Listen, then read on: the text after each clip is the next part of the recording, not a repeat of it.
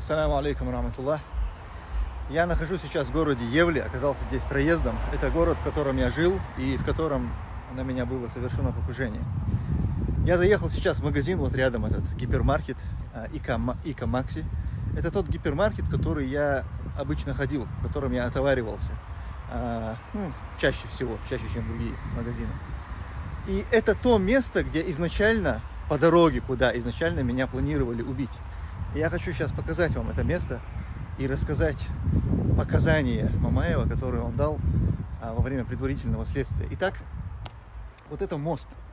Это пешеходный мост, который нужно было перейти, когда идешь сюда, в этот магазин, от моего дома.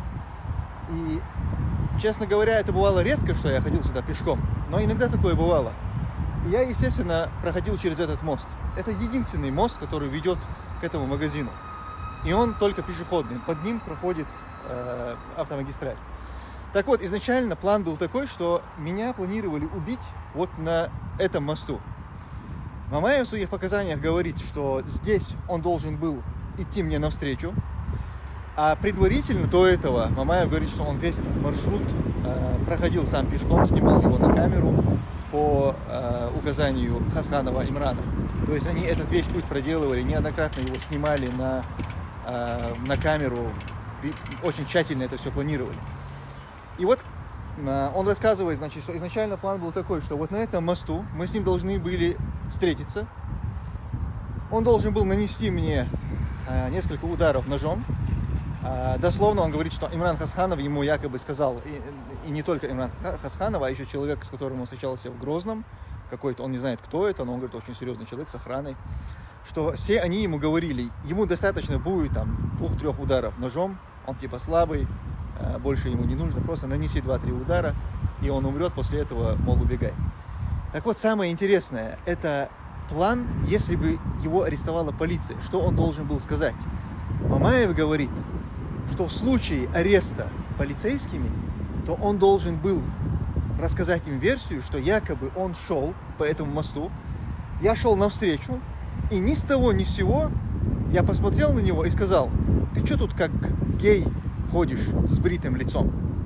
Обратите внимание, насколько корыстный был этот план.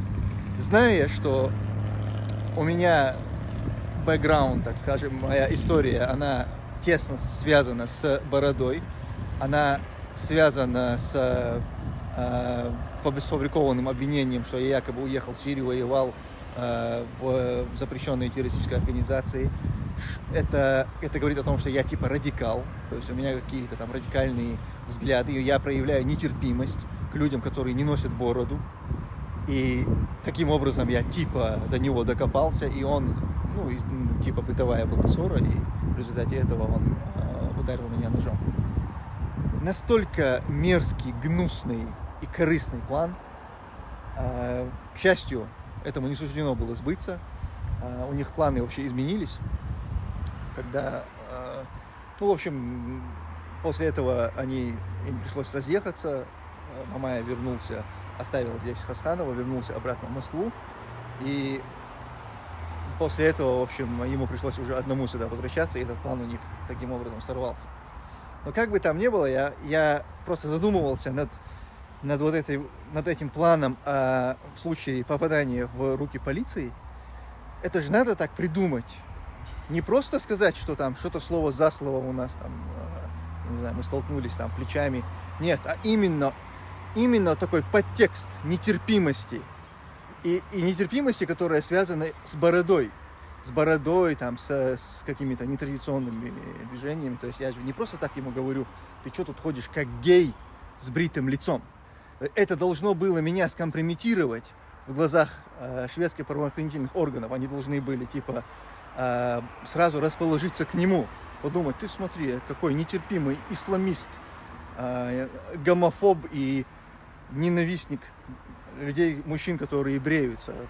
Его-то, конечно, в любом случае за это судили бы, но это был их некий шанс убрать отсюда заказной характер, политический характер этого преступления и сделать из него бытовой, и не просто бытовой, а бытовой, который произошел еще и по моей вине, по причине моей нетерпимости к людям, бреющим лица, там, имеющим какие-то нетрадиционные ориентации и прочее.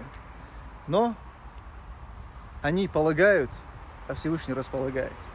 Как вы видите, я жив и здоров, и сейчас гуляю по местам былой славы, а тот, кто должен был меня убить и пытался меня убить, сидит сейчас в тюрьме, присел на 12 лет. Другой ключевой, более значимый персонаж в этом деле находится в розыске, спокойно передвигаться по этому миру жить он уже не будет. Делайте выводы, друзья. Вся хвала принадлежит Аллаху, Господу миров. Вассаляму алейкум ва рахматуллахи ва баракатух.